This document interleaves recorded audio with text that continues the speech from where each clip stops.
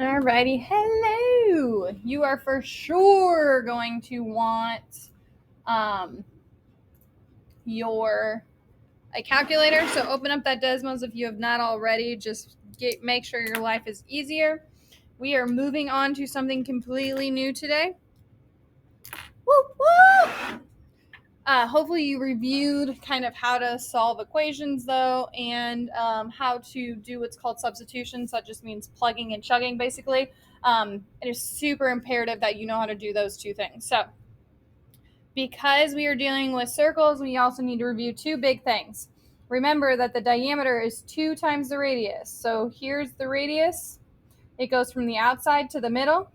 The diameter goes all the way from one side to the other through the middle. Keeping in mind that if you take a radius and you double it, right, if I put it on this side as well, then it's the size of the diameter. Also, know that if I am given the diameter and I divide it by 2, then I get my radius. Okay, so those two things are very important. Also important, area of a circle is pi, which we usually use 3.14.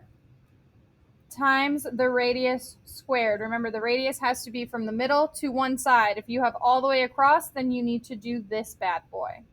So here is an example. Here is the formula. Notice how in place of r, I put what r equals, which is 8, and then add squared. 8 times 8 is 64. I still have my pi. And then this is called, the answer is in terms of pi. And then here is I actually multiplied right by that 3.14 or times the pi button. So on your calculator, you should have a pi button. It would look like that. Again, that is the pi button. Keep that in mind. All right. So now we're going to look at what we're actually doing in 8th grade math, right? That's kind of more 6th grade math, 5th grade math, 7th grade math. Now we're going to move into the 8th grade math. So we have volume of a cylinder. So we're doing volume of 3D shapes, but ones that are a little bit more intricate, okay? So notice how we have a big B. So that big B means area of base. So if I look at this shape, right, the base is kind of what it sits on. So notice how that is a circle. So the area of a circle we just talked about, right, is pi r squared.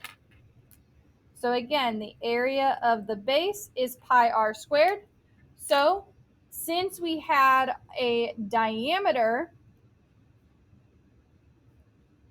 is 24, then the radius would be what? 12. So we took pi, we plugged in 3.14. We took our radius and we plugged in 12.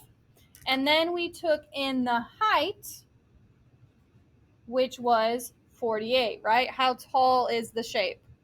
Then we literally plugged and chugged 3.14 times 12 squared, which you could also do 12 times 12, and then times 48, and that's what we get. That is all that is happening in this problem, okay? So that's sort of the review. Now we'll do some examples together.